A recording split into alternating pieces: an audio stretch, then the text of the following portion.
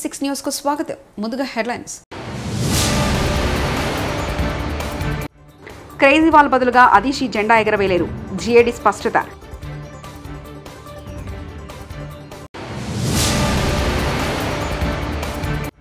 నిర్వహణ లోపం వల్లే ప్రాజెక్టులకు ఇబ్బందులు. మంత్రి నిమ్మల.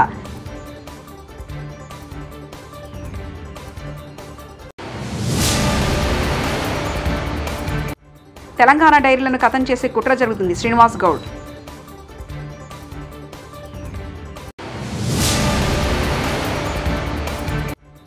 కేసులు నాకు కొత్త కాదు, అధికారులకు నోటీసులు ఇస్తా. దానం నాగేందర్. స్వాతంత్ర దినోత్సవ సందర్భంగా ఢిల్లీ ప్రభుత్వం అధికారిక కార్యక్రమంలో జాతీయ జెండాను ఎగరవేస్తానని అనిశ్చితి ఓవైపు కొనసాగుతుండగా సాధారణ పరిపాలన విభాగం మంగళవారం నాడు కీలక వ్యాఖ్యలు చేసింది. ఎక్సైజ్ పాలసీ కేసుల్లో తిహార్ జైల్లో ఉన్న ముఖ్యమంత్రి అరవింద్ కేజ్రీవాల్ తరఫున మంత్రి అతిషి జాతీయ జెండాను ఎగరవేయడానికి అనుమతి లేదని తెలిపింది. అరవింద్ కేజ్రీవాల్ కోరిక మేరకు రాష్ట్ర మంత్రి అతిషి జెండా ఎగరవేయడానికి ఏర్పాట్లు చేయాలని సాధారణ పరిపాలన విభాగం మంత్రి గోపాల్ రాయ్ అధికారులను సోమవారం నాడు ఆదేశించిన క్రమంలో జీఏడీ అదనపు ముఖ్య కార్యదర్శి నవీన్ కుమార్ చౌదరి తాజా వ్యాఖ్యలు చేశారు. కరప్షన్ కలెక్షన్ కాంగ్రెస్ విధానమని మాజీ ఎమ్మెల్యే సుదర్శన్ రెడ్డి సంచలన ఆరోపణలు చేశారు. మాజీ మంత్రి హరీష్ రావుపై మంత్రి పొన్నం ప్రభాకర్ చేసిన వ్యాఖ్యలను ఖండిస్తున్నామని అన్నారు. హరీష్ రావు పని విధానాన్ని తప్పుపట్టి నైతిక అర్హత పొన్నం ప్రభాకర్కు లేదని మండిపడ్డారు. మంగళవారం నాడు తెలంగాణ భవన్లో సుదర్శన్ రెడ్డి మీడియా సమావేశం నిర్వహించారు. ఈ సమావేశంలో కాంగ్రెస్ ప్రభుత్వంపై తీవ్ర విమర్శలు గుప్పించారు. వేలాది మంది రైతులు రోజు తిరిగి ఆరా తీస్తూ ఉన్నారు, మా రుణమాఫీ ఏమైంది అని చెప్పి. రేషన్ కార్డు ప్రమాణికం కాదన్నారు మీరే. రేషన్ కార్డు ప్రమాణికంగానే ఇవాళ రుణమాఫీ అవుతున్నది. నిజమా కాదా చెప్పాలి రైతులకి. ఇవాళ ఒక రైతు 2 బ్యాంకుల్లో లోన్ తీసుకోవచ్చు, 3 బ్యాంకుల్లో లోన్ తీసుకోవచ్చు కాక, అది తన హక్కు. కానీ ఆ పేరు మీద కూడా రుణాల మాఫీ జరగటం లేదు. 1,00,000 లోపు వాళ్ళు కూడా ఇప్పుడు రుణమాఫీ కానటువంటి వాళ్ళు వేల ఫిర్యాదులు వచ్చినవి. 1,50,000 లోపు కానటువంటి వాళ్ళు మెసేజ్ ముఖ్యమంత్రి గారి సందేశం వచ్చిన తర్వాత కూడా రుణమాఫీ జరగని ఫిర్యాదులు వచ్చినవి. అంటే డబ్బుల విడుదల పేపర్లో ఇవాళ ఫ్రంట్ పేజీలో యాడ్స్ ఇచ్చే వరకే పరిమితం అవుతుందా? అంత డబ్బు విడుదలైందా ఇప్పటివరకు మీరు ప్రకటించిన డబ్బు అనేది కూడా ఇవాళ ఒకసారి ఆలోచించాల్సిన అవసరం ఉన్నది. ముఖ్యంగా మిత్రులారా, తెలంగాణ పాల డైరీలు ఖతం చేసే కార్యక్రమం జరుగుతుందని మాజీ మంత్రి శ్రీనివాస్ గౌడ్ ఆరోపించారు. పాలు పోసిన తెలంగాణ పాడి రైతులకు డబ్బులు చెల్లించకుండా వేధిస్తున్నారంటూ ఆయన మండిపడ్డారు. ఈ సందర్భంగా తెలంగాణ భవన్లో మాజీ మంత్రి ప్రెస్ మీట్ నిర్వహించారు. గతంలో రైతులు వ్యవసాయంతో పాటు పశువులపైన ఆధారపడేవారని, రాష్ట్రంలో ఇప్పుడు ఆ పరిస్థితి లేదని ఆయన అన్నారు. 4 నెలలు గడుస్తున్నా పాడి రైతులకు డబ్బులు ఇవ్వకుండా వారిని మనోవేదనకు గురి చేస్తున్నారంటూ మాజీ మంత్రి శ్రీనివాస్ గౌడ్ ఆగ్రహం వ్యక్తం చేశారు. ఈరోజు పాడి పరిశ్రమను చూస్తే ఒకప్పుడు రైతులకు ప్రత్యామ్నాయంగా ఇన్కమ్ ఇది. ఒక రైతు 5 ఎకరాల పొలం ఉంటే, 2 ఎకరాల పొలం ఉంటే ఒక 5 బర్రెలు పెట్టుకునేది, ఒక 5 గొర్రెలు పెట్టుకునేది, మేకలు పెట్టుకునేది, కోళ్ళు పెట్టుకునేది, కోళ్ళు అమ్ముకునేది, కంట్రీ కోళ్ళు. అదేవిధంగా పాలు పోసుకొని బతుకుదెరువు. పంటలు ఒకవేళ పండగపోయినా పాల ద్వారా రోజు గడిచేది. ఆ బర్రెలు ఆవులు పెండ ద్వారా ఎరువులు, కృత్రిమ ఎరువులు కూడా తయారు చేసుకునేది. వర్షాకాలం వస్తుందంటే చేనులకు ఎరువు కొట్టుకునేది కృత్రిమంగా. ఈరోజు గత 9 సంవత్సరాలుగా మా పాడి పరిశ్రమ ఎక్కడ పోతుంది? మేము ఉన్నప్పుడు ప్రతి 15 రోజులకోసారి పాలు పోసినటువంటి వాళ్లకు డబ్బులు ఇచ్చేది. మరి ఈరోజు 4 నెలలకోసారి ఇచ్చిర్రు. మరి ఇప్పుడు 4 నెలలైంది. 4 నెలలైనా పాలు వచ్చే పాలు రైతులకు డబ్బులు ఇవ్వకపోతే మరి నిర్వహణ లోపం కారణంగానే ప్రాజెక్టులకు ఇబ్బందులు తలెత్తుతున్నాయని ఏపీ మంత్రి నిమ్మల రామనాయుడు అన్నారు. గత వైపాకా ప్రభుత్వం ప్రాజెక్టుల నిర్వహణ కోసం నిధులు వెచ్చించలేదని విమర్శించారు. తుంగభద్ర డ్యామును మంత్రి పయ్యావుల కేశవతో కలిసి ఆయన ఈ ఉదయం పరిశీలించారు. సాధ్యమైనంత త్వరలో స్టాఫ్ లాగ్ కేట్ ఏర్పాటు చేస్తామని చెప్పారు.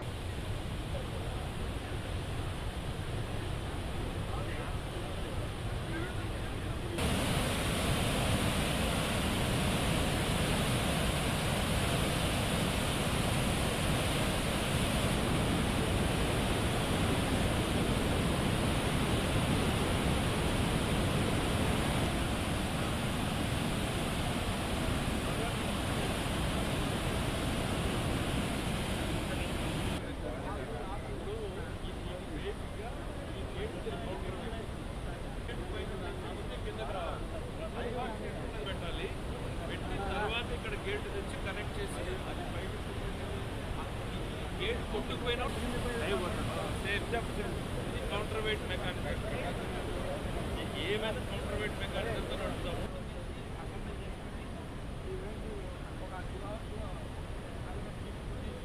యొక్క 19వ గేట్ ఏదైతే కొట్టుకుపోయినటువంటి పరిస్థితుల్లో మరి ఇది పురాతనమైనటువంటి అంటే దగ్గర దగ్గర 70 సంవత్సరాల ప్రాజెక్టు కావడం వల్ల ఏదైతే ఆ గేటుకి సంబంధించి 45 సంవత్సరాలే దాని లైఫ్, బట్ ఇది 70 ఇయర్స్ అవడం వల్ల మరి ఆ ప్రాబ్లం వచ్చింది అనేది ప్రాథమికంగా కొంత చెప్తున్నటువంటి పరిస్థితి.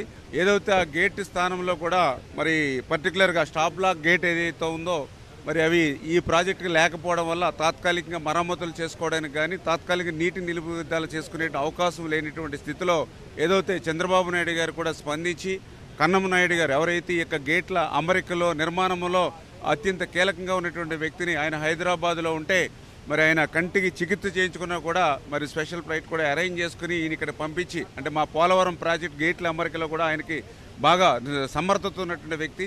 ఆయన యొక్క సారథ్యంలో ఇమ్మీడియట్లీ, ఎందుకంటే ఏదైతే గేట్ని మనం పునర్నిర్మాణం చేయాలనే ఆలోచనతో ఉన్నప్పుడు పూర్తి స్థాయిలో నీరు తగ్గిస్తే అంటే ప్రజెంట్ 104 టీఎంసీలు నీరు ఉంది.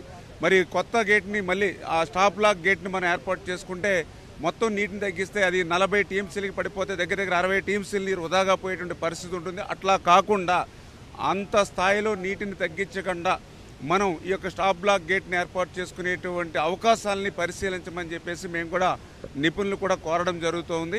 ఒకసారి రివ్యూ కూడా అధికారులతో కూడా రివ్యూ చేసి దీనికి కర్ణాటక ప్రభుత్వానికి సంబంధించి కానీ సిడబ్ల్యూసీ కానీ మా ఆంధ్రప్రదేశ్ రాష్ట్ర ప్రభుత్వం నుంచి కూడా ఏదైతే డిజైనింగ్ సంబంధించినటువంటి సిఈల్ని ఎస్సీల్ని అందరినీ కూడా ఒక బృందాన్ని కూడా ఇక్కడ మేము పంపించడం జరిగింది. ఏ రకమైనటువంటి సహకారం కావాలన్నా కూడా పూర్తి స్థాయిలో అందించడానికి సిద్ధంగా ఉన్నామనేది కూడా చంద్రబాబు నాయుడు గారు కూడా ఒక మెసేజ్ని కూడా ఇవ్వడం జరిగింది. సాధ్యమైనంత వరకు తొందరలోనే ఆ యొక్క స్టాప్ బ్లాక్ గేట్ని ఏర్పాటు చేయడం ద్వారా పర్టికులర్గా ఏదైతే అనంతపురం, కర్నూలు, కడప ఏదైతే అత్యంత కరువు జిల్లాలు ఏవైతే ఉన్నాయో మరి వారికి నీటిని అందించేటువంటి విధంగా, ఎందుకంటే లాస్ట్ ఇయర్ అయితే అసలు డ్యామే నిండినటువంటి పరిస్థితి. వీళ్ళ అదృష్టవశాత్తు డ్యామ్ నిండినా కూడా ఆ వృధాగా పోతూ ఉంటే చాలా బాధ, ఆవేదన కలుగుతోంది. ఈ యొక్క తాత్కాలిక గేటు కూడా ఆల్రెడీ హిందుస్థాన్ వాళ్ళు నిర్మాణం చేస్తూ ఉన్నారు. హైదరాబాద్ నందగిరి హిల్స్ పార్కు ఘటనపై అధికారులకు ప్రివిలేజ్ నోటీసులు ఇస్తానని ఖైరతాబాద్ ఎమ్మెల్యే దానం నాగేంద్ర వెల్లడించారు. ప్రజా సమస్యలు పరిష్కరించడం తన బాధ్యతని, తనను అడ్డుకునే హక్కు ఏ అధికారికి లేదని వివరించారు. కేసులు తనకేమీ కొత్త కాదని, తనపై జీహెచ్ఎంసీ పెట్టిన కేసుపై భయపడేది లేదని దానం నాగేంద్ర అన్నారు. నాలా, ప్రభుత్వ స్థలాలు, పార్కులు కబ్జా ఉంటే చర్యలు చేపట్టాలే తప్ప దళితులు గుడిసెలు తొలగించడం సరికాదని వివరించారు.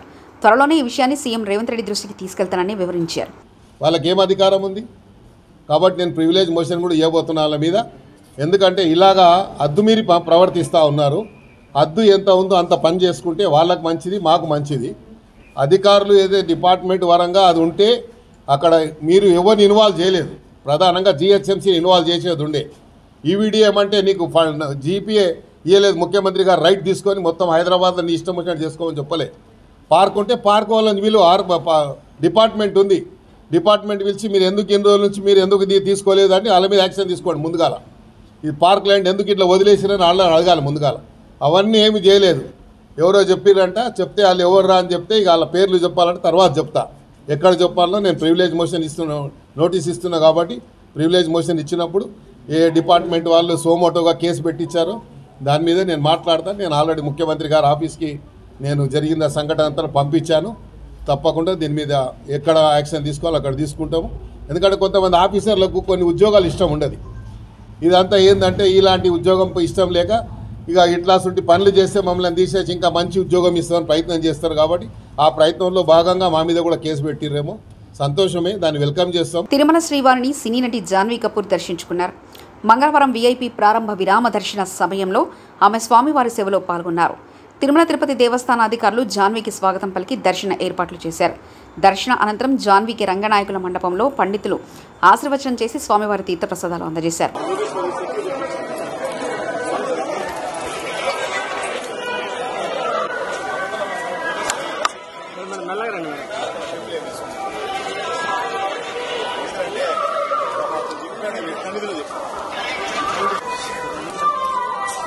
మేడం ఓకే ఓకే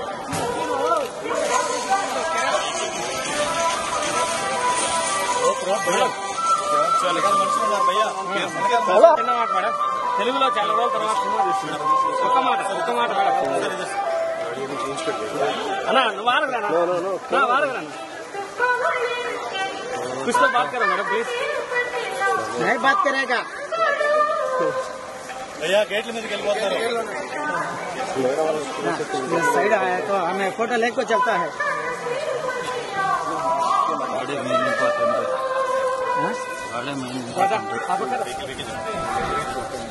अंदर ताता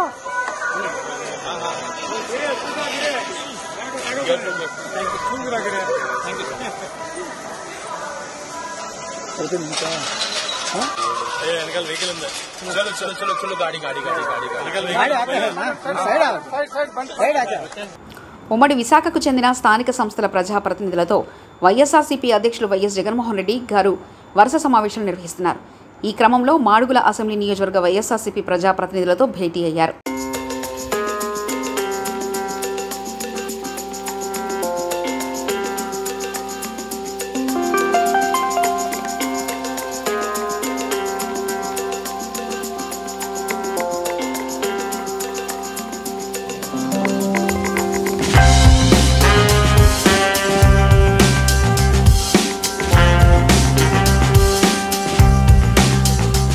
ఏపీలో రెడ్ బుక్ రాజ్యాంగం నడుస్తుందని మాజీ మంత్రి జోగి రమేష్ వ్యాఖ్యలు చేశారు.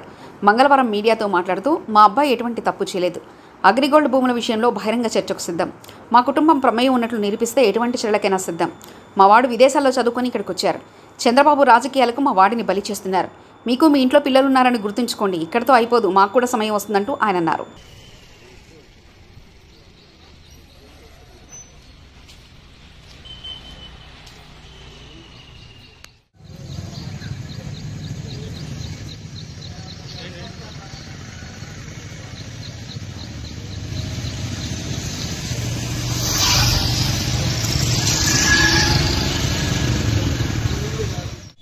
బీజేపీ నేత మాజీ మంత్రి జోగి రమేష్ను రాజకీయంగా ఎదుర్కోలేక ఆయన కొడుకుపై చంద్రబాబు అక్రమ కేసులు పెట్టించారని, చంద్రబాబు వైఎస్ఆర్ కాంగ్రెస్ పార్టీ నాయకులు కార్యకర్తలపై ఎన్ని అక్రమ కేసులు పెట్టినా, అరెస్టులు చేయించినా ఆయనను ప్రశ్నిస్తూనే ఉంటాం. ఆయన తప్పులను ఎండగడుతూనే ఉంటామంటూ పేర్ని నాని మాజీ మంత్రి వ్యాఖ్యానించారు. గట్టిగా పనిచేశారు. తెలుగుదేశం పార్టీకి వ్యతిరేకంగా లేదా చంద్రబాబు నాయుడు గారు జగన్మోహన్ రెడ్డి గారిని దూషిస్తే లేదా దుర్మార్గంగా మాట్లాడితే దానికి ఎవరెవరైతే కౌంటర్లు చేశారో ఆ కౌంటర్లు చేసిన వాళ్ళందరినీ కూడా కక్ష సాధించుకుంటాకి తప్పితే గడిచిన 60 రోజుల్లో చంద్రబాబు నాయుడు అధికారానికి వచ్చినటువంటి 60 రోజుల్లో ఎన్నికల హామీ ఒక్కటన్నా అమలు చేశాడంటే అమలు చేయలేదు. లేదా ఎన్నికల హామీ అమలు చేయకపోవటమే కాకుండా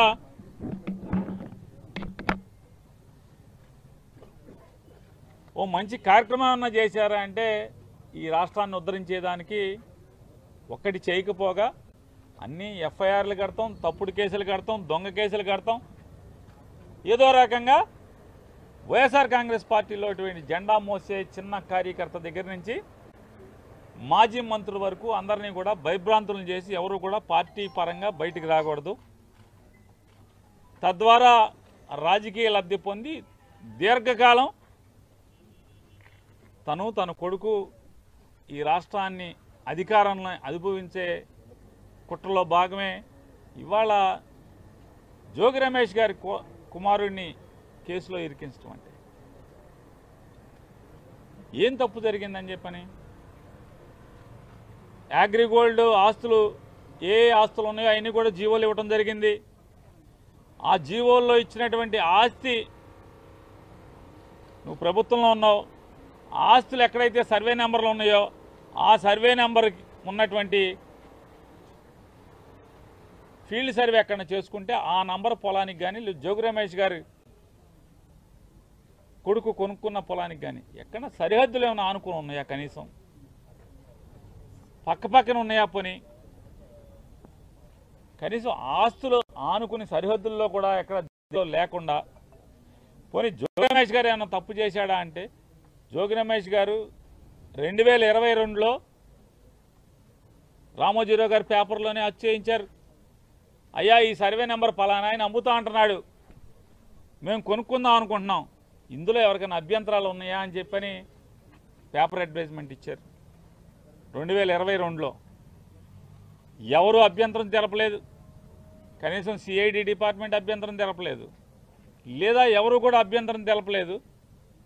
కానీ అమ్మేప్పుడు 2023లో కూడా అమ్మేప్పుడు ఎవరైతే జోగి రమేష్ గారి దగ్గర నుంచి వాళ్ళ కుమారుడి దగ్గర నుంచి కొనుక్కున్నారో వాళ్ళు కూడా ఈయన ఇదే రామోజీరావు గారి పేపర్లో వచ్చేసారు, అయ్యా ఈ పొలం మేము కొనుక్కోదలుచుకుంటున్నాం, ఎవరికైనా అభ్యంతరాలు ఉన్నాయని. ఏ డిపార్ట్మెంట్ కానీ ఎవరు కూడా అభ్యంతరాలు తెలపలేదు. అగ్రిగోల్డ్ ఆస్తులు ఏదైతే ప్రభుత్వం జీవో కూడా అక్కడ లేకపోగా వీళ్ళు అన్నీ చట్టరీత్యా చట్టానికి లోబడి పేపర్ ప్రకటన ఇచ్చి, ఈనాడులోనే రామోజీరావు గారి పేపర్లోనే పేపర్ ప్రకటన ఇచ్చి అభ్యంతరాలని కాల్ఫర్ చేసి లీగల్గా అన్ని జాగ్రత్తలు తీసుకుని ఆస్తి కొనుక్కున్నారు. సంవత్సరం తర్వాత సంవత్సరంన్నరకు ఆస్తి అమ్మటం జరిగింది. ఇవాళ అంటే 2వ తారీఖున ఈనాడు పేపర్లో వార్తలు రాయిస్తారు, ఆగస్టు 2వ తారీఖున సిఐడిలో ఎఫ్ఐఆర్ కడతారు 11 మంది మీద, ఎంతమంది మీద. ఆ ఎఫ్ఐఆర్ కాపీని ఏసీబీ ఆఫీస్కి అదే రోజు కాగితం తీసుకొచ్చి ఇస్తారు. వీళ్ళు ఎఫ్ఐఆర్ని ఆ ఎఫ్ఐఆర్ నుంచి చదువుకుని వీళ్ళు ఒక ఎఫ్ఐఆర్ కడతారు 2వ తారీఖున. కట్టి వాళ్ళ తెల్లవారుజామున 4:30కి జోగి రమేష్ గారి ఇంటికి వెళ్ళి వాళ్ళని అక్రమంగా అరెస్ట్ చేస్తారు. కేసు అక్రమంగా కడతారు, అరెస్టులు అక్రమంగా చేస్తారు. పోనీ నువ్వేమన్నా విచారణ చేసావా, స్టేట్మెంట్ తీసుకున్నావా వీళ్ళ దగ్గర? ఇంత పద్ధతిగా అంటే లీగాలిటీ ఎక్కడా మిస్ అవ్వకుండా, లీగల్ ప్రొసీజర్ ఎక్కడా మిస్ అవ్వకుండా చట్టరీత్యా లేదా మనీ ట్రాన్స్ఫర్ చేసి, పోనీ ఏమన్నా డబ్బులు అకౌంట్ ట్రాన్స్ఫర్ చేయకుండా కొన్నారా? డబ్బులు ఇచ్చేప్పుడు కానీ, లేదా పేపర్ అడ్వర్టైజ్మెంట్ ఇవ్వకుండా కొన్నారా? పోనీ ఆనుకుని పోనీ ఏమన్నా నంబర్లు మార్చేసారంటకి చంద్రబాబు నాయుడు ప్రభుత్వం ఇచ్చినటువంటి అగ్రిగోల్డ్ ఆస్తులకి ఏమన్నా సరిహద్దులు చేస్తుందా? అసలు సంబంధం లేదు. అగ్రిగోల్డ్ ఆస్తులకి జోగి రమేష్ గారు వాళ్ళు కొనుక్కున్న ఆస్తికి అసలు సంబంధమే లేదు కదా. లేని పరిస్థితుల్లో ఇవాళ సిఐడితో అదే ఆగస్టు 2వ తారీఖు ఒక కేసు కట్టించి, ఏసీబీతో ఒక కేసు కట్టించి విచారణకు కూడా కనీసం పిలవకుండా, ఏం జరిగింది, నువ్వేం చేశావు, నీ పాత్ర ఏంటనే విచారణ కూడా చేయకుండా జోగి రమేష్ గట్టిగా మాట్లాడాడు, గట్టిగా తిరగబడ్డాడు. జోగి రమేష్ని రాజకీయంగా ఎదుర్కొనలేక, రాజకీయంగా నన్ను తిట్టాడు కాబట్టి, నన్ను ఎదిరించాడు కాబట్టి, నేను జగన్మోహన్ రెడ్డి గారిని తిడితే నా మీద తిరుగుబాటుగా మళ్ళీ నా మీద నల్గొండ జిల్లా నార్కెట్పల్లి మండలం దాసరిగూడెం శివారులో 12th బెటాలియన్ ఫైర్ రేంజ్లో నల్గొండ జిల్లాకు చెందిన పోలీస్ స్టేషన్ పరిధిలో పట్టుకున్న గంజాయిని దహనం చేసిన నల్గొండ జిల్లా ఎస్పీ శరత్ చంద్ర.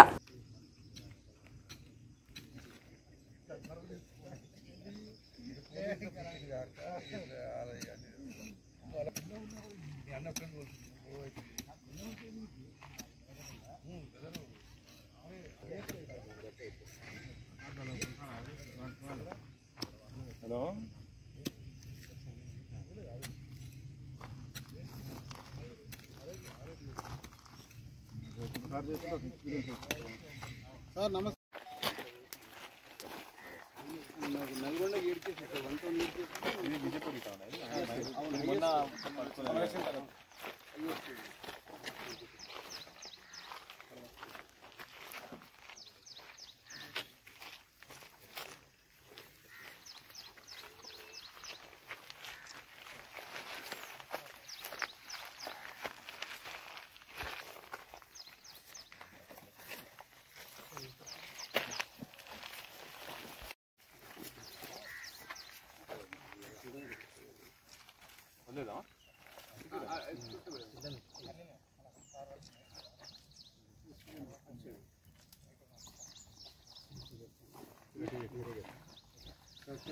సార్ ఒకసారి మళ్ళీ పట్టుకోండి, పైన రండి, కొంచెం ముందుకు రండి.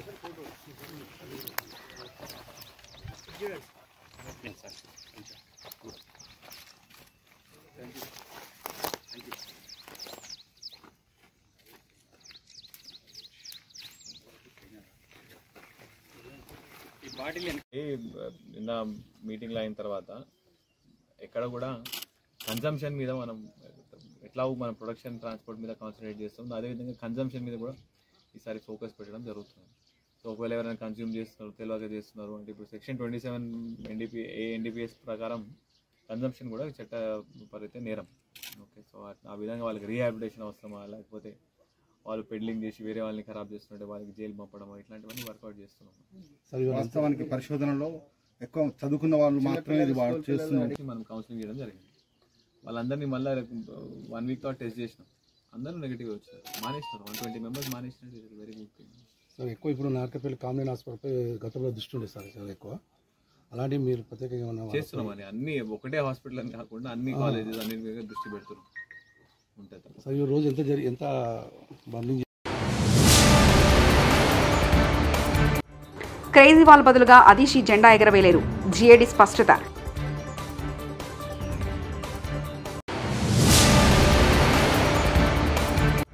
నిర్వహణ లోపం వల్లే ప్రాజెక్టులకు ఇబ్బందులు, మంత్రి నిమ్మల.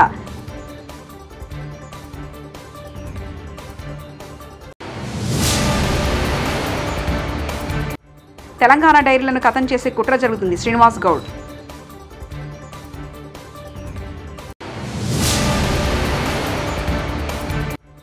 కేసులు నాకు కొత్త కాదు, అధికారులకు నోటీసులు ఇస్తా, దానం నాగేందర్. ఇవి బులెటిన్ విశేషాలు. చూస్తూనే ఉండండి టీవీ 66 న్యూస్.